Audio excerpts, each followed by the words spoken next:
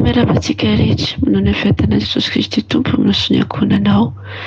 Ia, tonga indray ry havana amin'ny fotoana izay hiainotsika ny tenin'Andriamanitra dia ny sakafom-panaka mpanetsetena no ekeko ho fitaovana hitondran'izany tenin'Andriamanitra izany. Alohan'izany anefa dia ndao antsika hivavaka satria zava-panahy no resahana eto amin'ity anio ity dia ndao antsika hivavaka metraka n'izany fotoana izany eo am-pelantanan'ny Tompo ka manasa anao hivavaka ary tsika amin'ny anaran'i Jesosy. Aleloia. Endry Jehovah-Andriamanitra ray masina tsara indrindra sy velona mandrakizay mitoetra any an-danitro, ianao ilay rainay amin'ny anaran'i Jesosy Kristy Tompo, ianao ilay Andriamanitra nahary lanitra sy ny tany izay rehetra eo aminy, ranomasina sy ny loharano rehetra izay rehetra ao anatiny. Ianao ilay Andriamanitra velona mandrakizay. Eny Jesosy io ny lanitra ny seza fianjananao ary ny tany fitoeran-tongotrao. Tsy misy Andriamanitra hafa ankoatranao Jesosy Kristy Tompo, fa ianao efa izy hatrizay mandrakizay.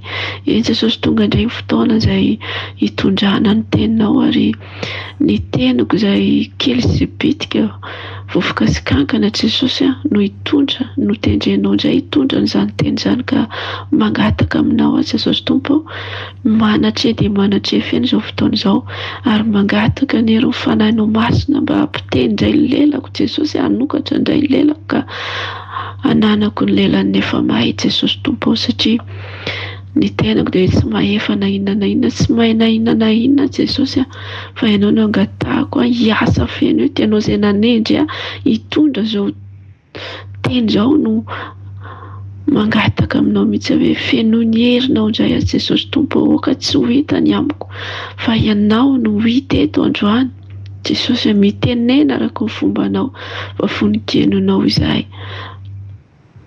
Amin'ny anaranao Jesosy Kristy Tompo no nanaovako izany vavaka izany. Aleloia, aleloia, amen. Ia, eny ary havana ny lohahevitrintsika amin'ity volana ity moa dia ny hoe famelan-keloka, ary izany lohahevitra izany dia miainga ato amin'ny Levitikosy 7:20, ny andininy 7:20 sy ny 9:20.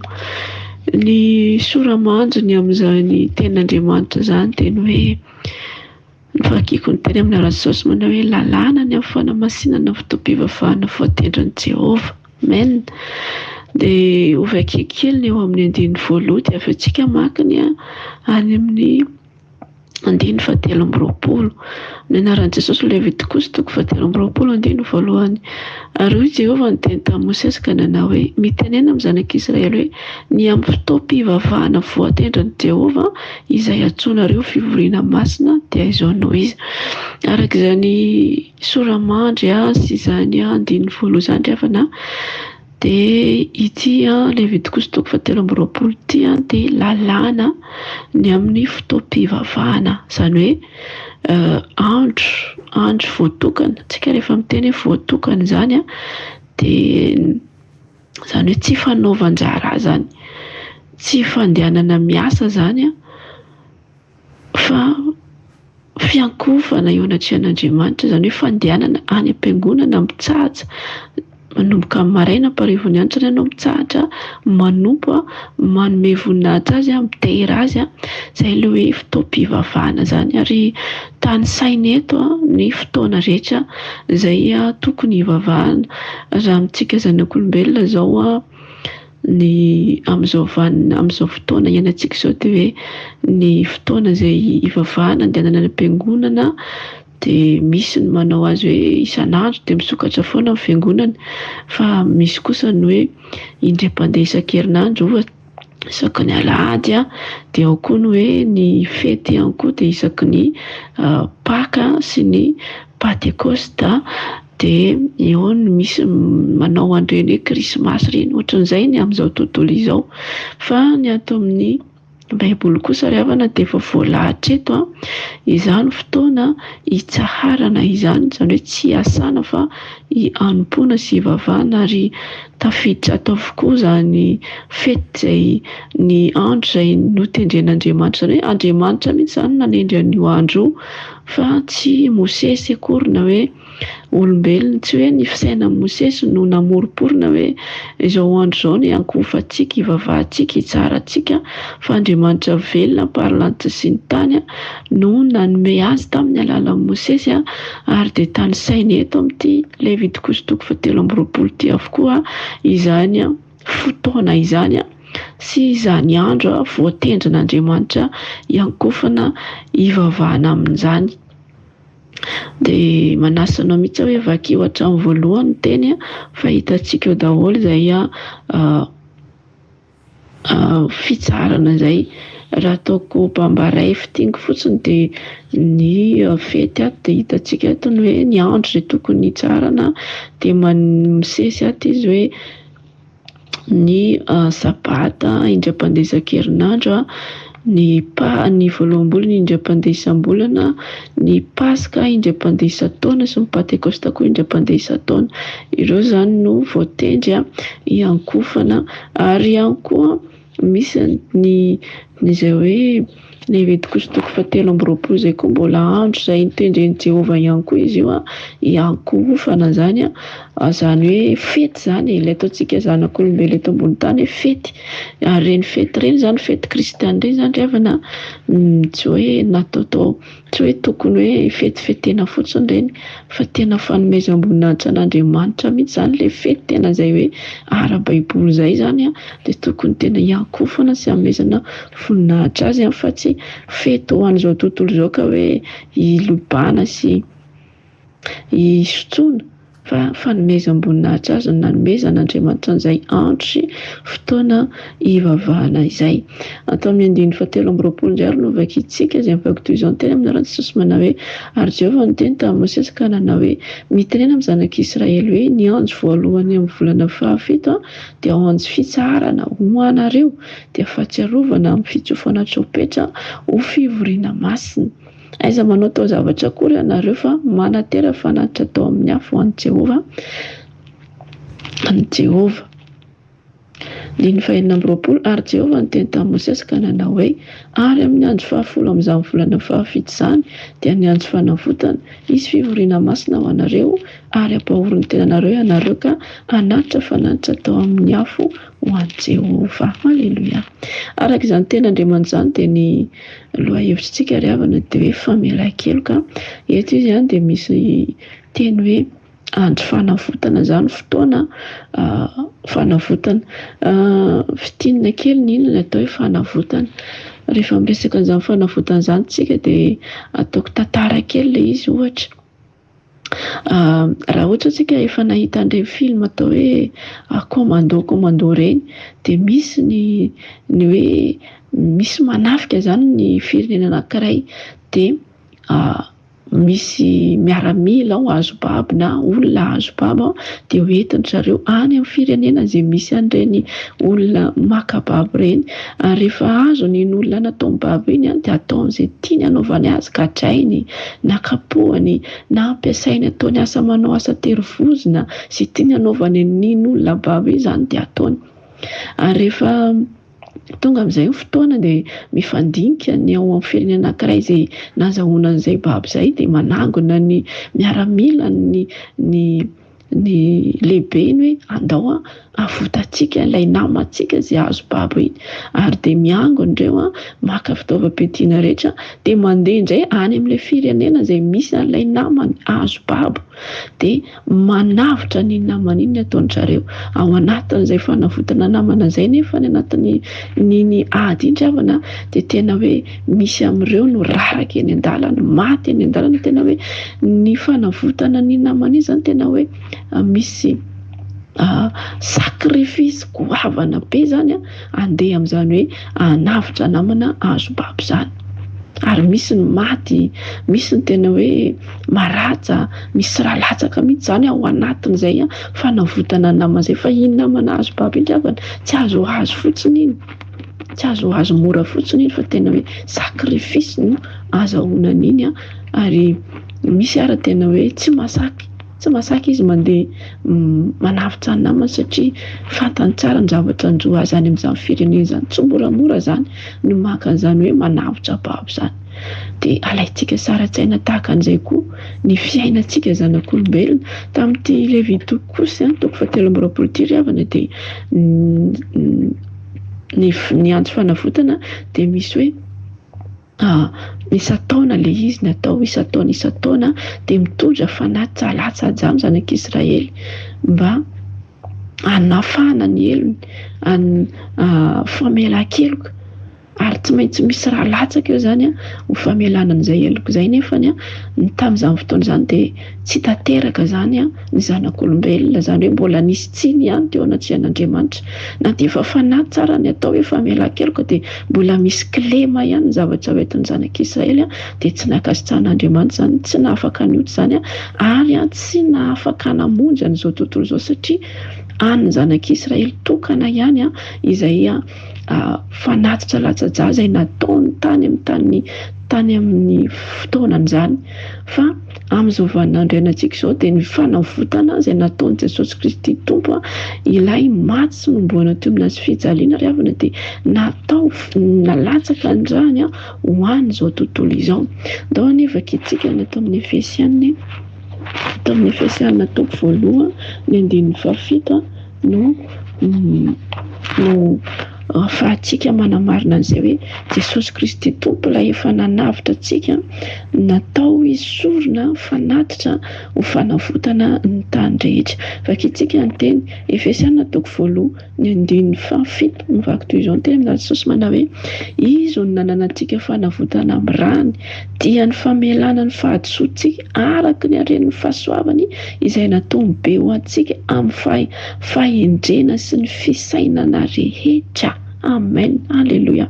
Mazava ny teny izy eto dia izy lehibe Jesosy Kristy no tiany teny ho lazaina hoe izy no ananantsika fanavotana amin'ny rany.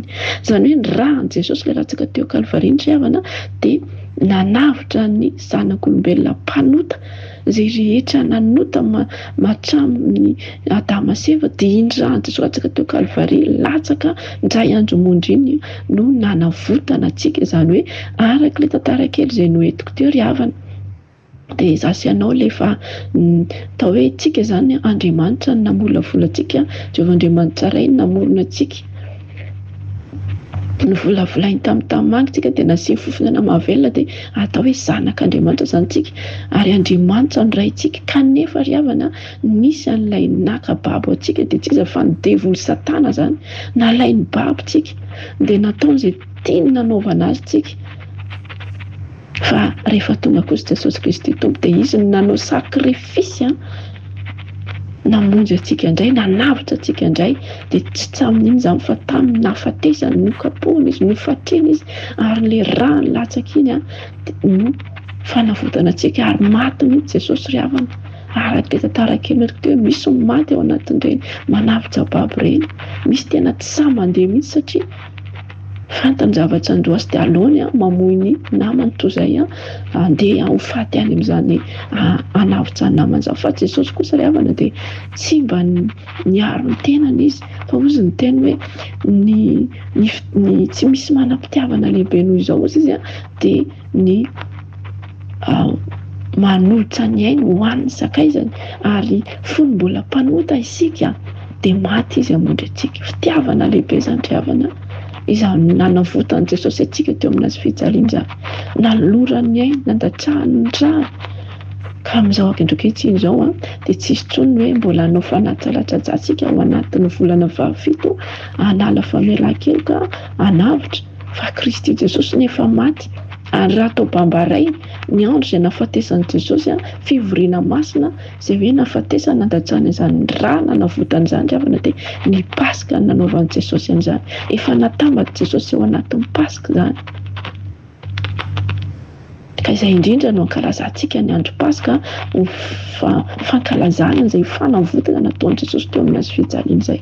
Lehibe dia lehibe izany io andro fivavahana fety izay napetrak'Andriamanitra io, satria teo no namonjena antsika zanak'olombelona rehetra maneran-tany, efa tsy misy Israely intsony sisa fa antsika rehetra manerana izao tontolo izao. Ary tsarovy ry havana malala fa raha tsy maty amin'ny fijaliana Jesosy Kristy Tompo tsy nahazo famonjena zasy ianao, fa isan'izay very foana. fa ny zanak'Israely ihany raha nijanona tamin'ny lalàna ny fandatrahan-jahy zany ny famonjena dia ny Israely ihany nahazo famonjena, fa tsika rehetra tsisy nahazo an'izany.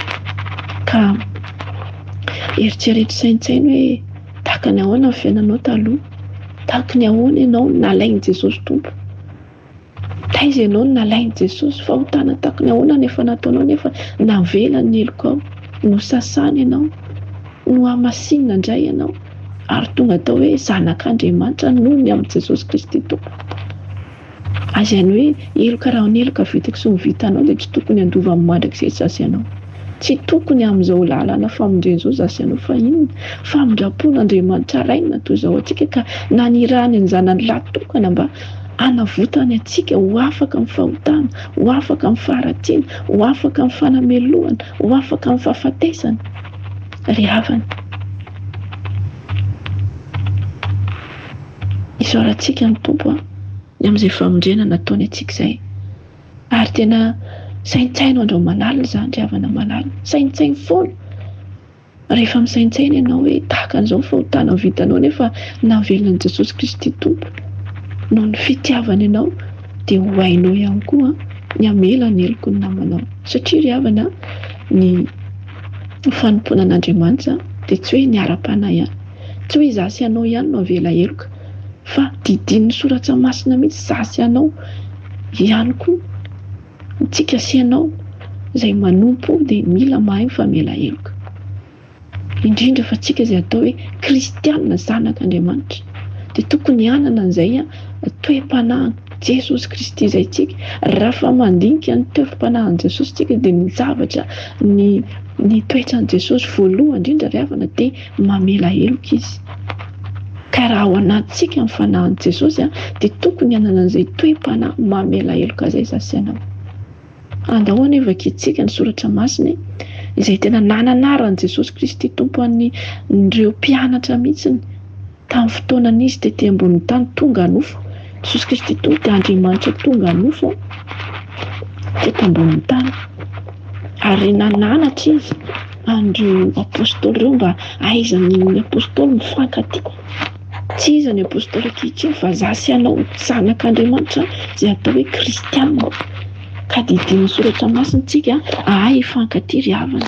Ovakiantsika ny teny soratra masina atao Mateo 7:20, somary lavalava ny teny fa tsy ovakiantsika rehetra izy, tsy ovakiako daholo izy rehetra, fa manasa anao mihitsy hamaky azy rehetra manomboka ny 1 ka hatramin'ny farany, fa novakiantsika aloha amin'izao dia ny atao amin'ny 7 dia avetsika mitsambikina eny amin'ny 9:40 dia avetsika mitsambikina eny amin'ny 1:20. Vakiako ary ny teny amin'ny anaran'i Jesosy manao hoe lozan'izao tontolo izao no ny fanafitoanana, fa tsy maintsy ho avy ny fanafitoanana, nefa lozan'izay olona mahatonga fanafitoanana. Koa raha ny tananao na ny tongotra ao no manafitoana anao, tapaho izy ka reo afaka aminao, fa tsara ho anao no hiditra kilay maina na mandringa any amin'ny fiainana noho ny manana tanana roa sy tongotra roa nefa ariana any amin'ny afo maharitra mandrakizay. Ary raha ny masonao no manafitoana anao, esory hiala izy ka ary ho afaka aminao, fa tsara ho anao ny hiditra tokamaso any amin'ny fiainana noho ny manana maso roa nefa ariana any amin'ny elo maharitra mandrakizay. Dia mbola hovakiantsika indray ny 5:10 sy manaraka amin'ny teny manao hoe raha manota aminao ny rahalahinao dia mankanesa any aminy, ka rehefa mitokany ianareo roalahy dia aseho azy ny vady-soany. Raha miaina anao izy dia efa azonao ny rahalahinao, fa raha tsy miaina anao kosa izy dia eto miaraka aminao ny olona iray na roa mba ho vahaorona mafy avokoa ny teny rehetra amin'ny teny vavolombelona roa na telo. Ary raha tsy mety miaina ireo izy dia ambarao amin'ny fiangonana, ary raha tsy mety miaina fiangonana kosa izy dia aoka ataonao ho tahaka an'izay nitolisa sy ny mpamory rehetra izy. Lazaiko aminareo marina tokoa na inona fehezina ety ambonin'ny tany dia ho fehezina any an-danitra, ary na inona vahanareo ety ambonin'ny tany dia ho vahanareo any an-danitra. Aleloia. Mbola hovakiako ihany ny 9:20 izay fanoharana akatsika lesona sy ahafantarantsika hoe didin' Jesosy ny ifamelantsika heloka sy ifankatiavantsika. Vakiako ary ny teny amin'ny anaran'i Jesosy manao hoe dia nanantona Petera nanao taminy hoe tompoko, impiry moa no anotany dralahako amiko ka avelako izy hatramin'ny impito fa hoy Jesosy taminy tsy lazaiko aminao hoe hatramin'ny impito fa hatramin'ny 70. Dia hitsambikina indray tsika ato amin'ny eo amin'ny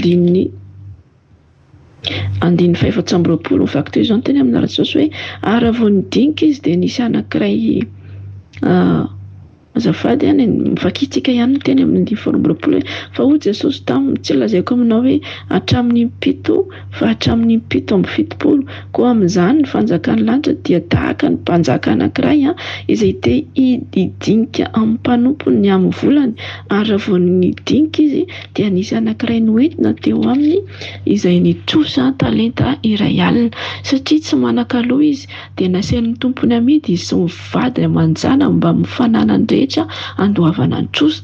Dia ny ankoka teo anatrehany ilay mpanompoka nanao hoe tompoko, omeo andro aho fa alohako ny anao rehetra. Ary ny tompon'izany mpanompo izany dia honena azy ka nandefa azy sady namoy ny trosa taminy.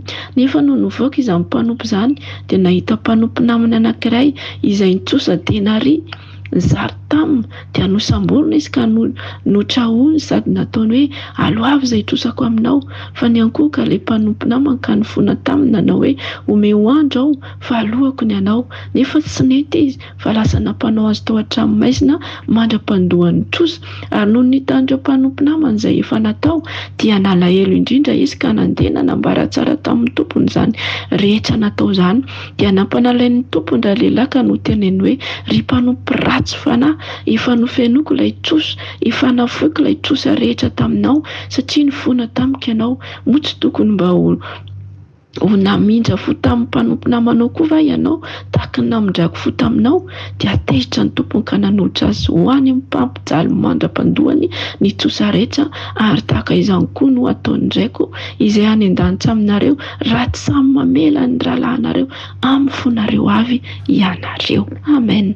Izany tena Andriamanitra izany tena hoe lavalava ny teny fa ahafahantsika mandray tsara, miletika tsara ao anatin'ny saintsika izay atao hoe zanak'Andriamanitra, mpanompon'i Kristy Jesosy, mpanaradian'i Jesosy Kristy tompo. Izany anatra sy afatra nataon'izany.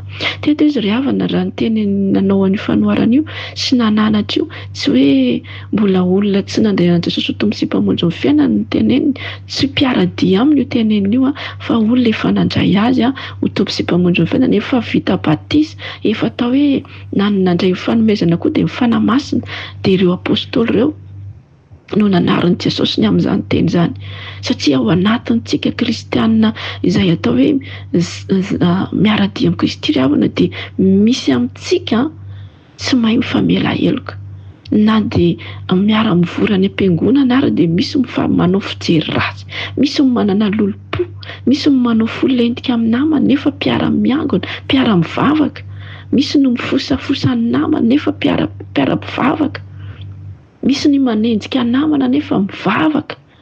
Izany rehetrarehetra izany indrindra no nametrahan'i Jesosy Kristy tompo an'izany teny fananarana izany hoe tokony ahay famela heloka isika, tokony ahay fankatia isika. Izany no hamantarana fa mpianatsy Kristy zasy ianao dia mahay famela heloka sy mifankatia. Raha nivakitsika teo ambony ny teo alohan'ny fanaovana nataon'i Jesosy dia misy teny hoe ranomasina maningitra anao, na ny tananao na ny tongotrao dia esory hiala aminao izy.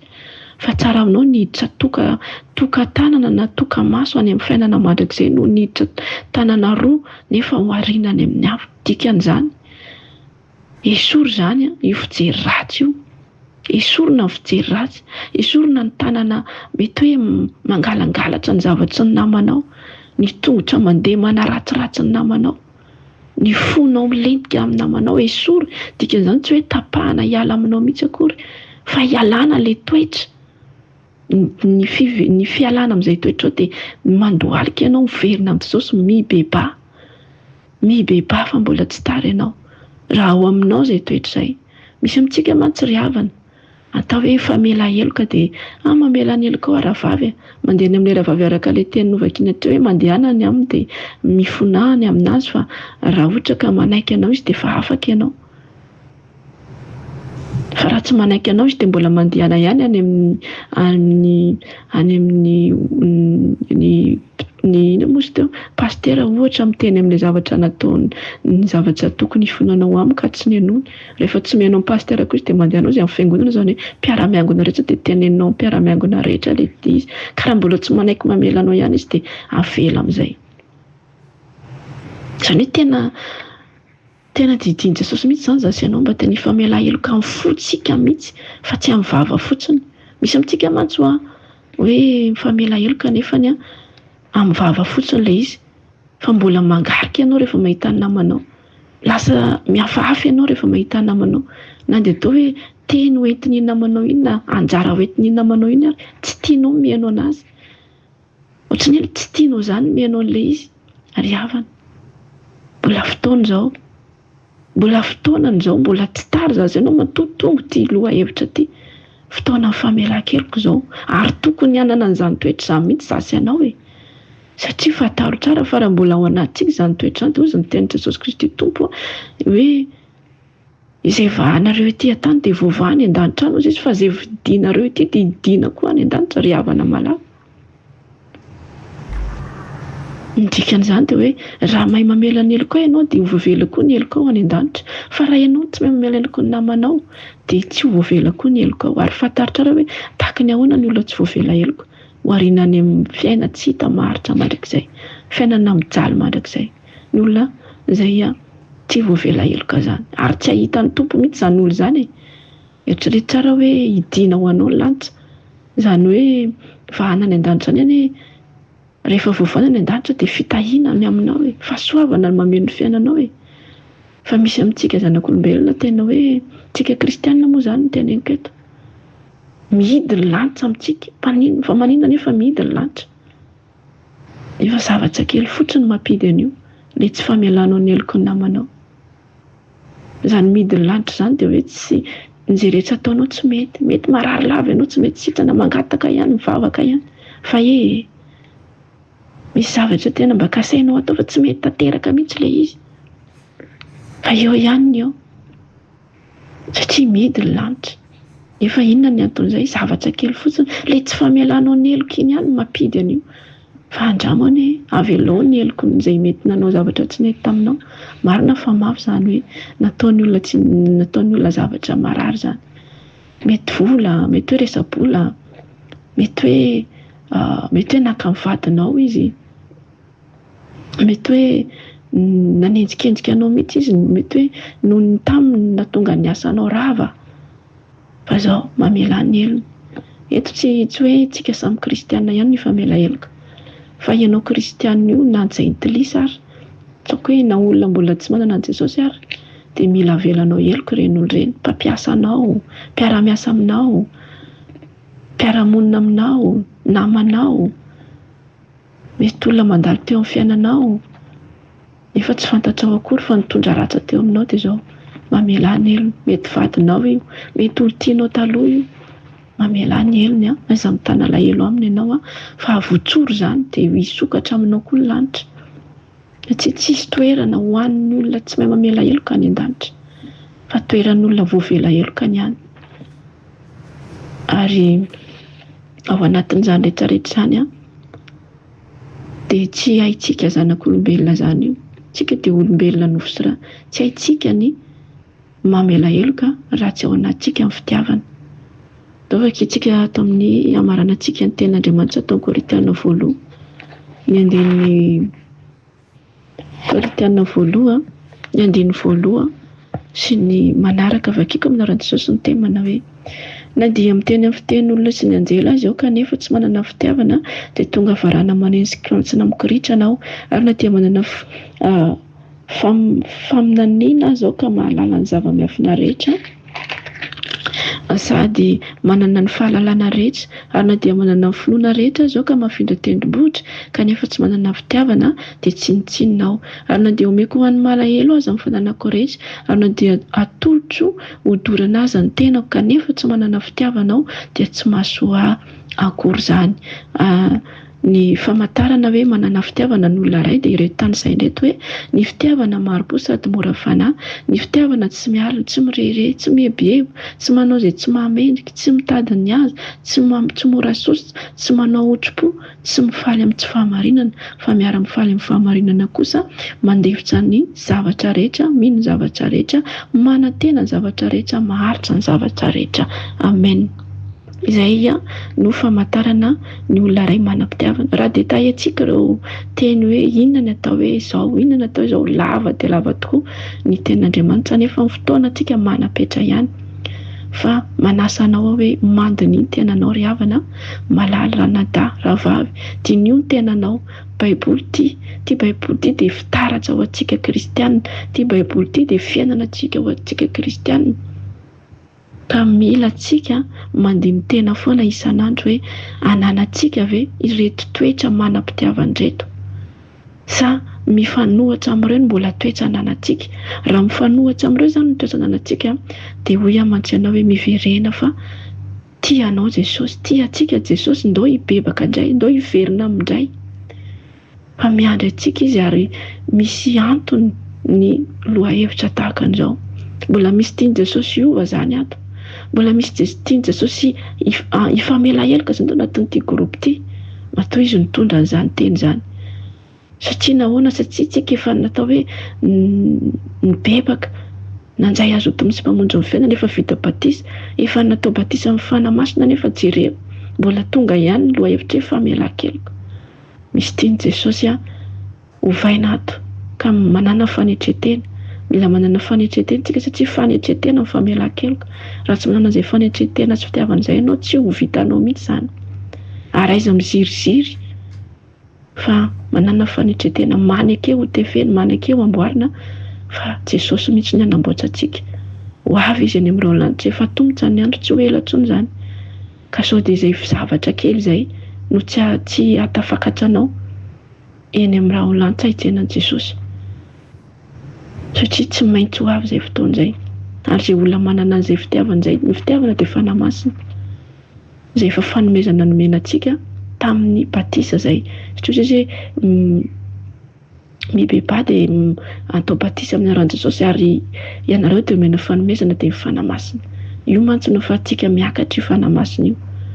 Ka na manana fanamasina raha nefa tsika dia amin'ny maha-olombelona tsika mbola hita ihany ilay toetra hoe mifankaly eto ambony tany efa samy kristianina, samy mpiara-mivavaka. Ka miova zany tsika manomboka izao fa tiany Jesosy tsika hifamela heloka sy hifankatia. Izay mantsy ny didiny ary izay ny famantarana fa mpianatra any izasy ianao. Amen.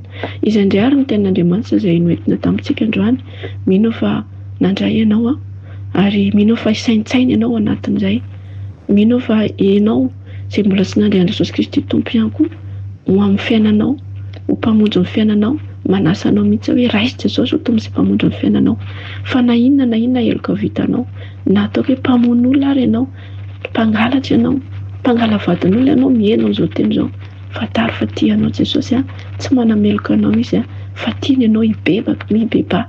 Fa mbola misy ny fotoana matoa ianao nandray izao teny izao dia ho anao indrindra izao teny izao. Ka manatona Jesosy fa handray anao izy tsy manilika anao izy ary vonona ny andray ny fifonanao izy, vonona ny amelan'heloka ao izy satria efa vita ny famonjena, efa vita ny Jesosy ny famonjena.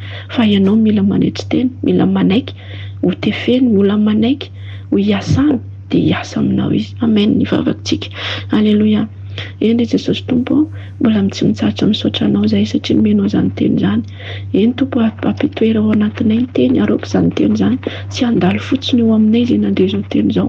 Fa aoka izay mba tena mpihem-pakatoa fa tsy mpihem-panadino ho voninahitsy ny anaranao. Mino fa ianao anefiny tsirairay avy izany teny izany, ary izany teny izany tsy hiverina foana any aminao raha tsy matateraka izay nanirahanao azy. Voninahitsy dia ho anao rerena hatramin'izao mandrakizay. Misaotra Jesosy io. Aleloia. Amen.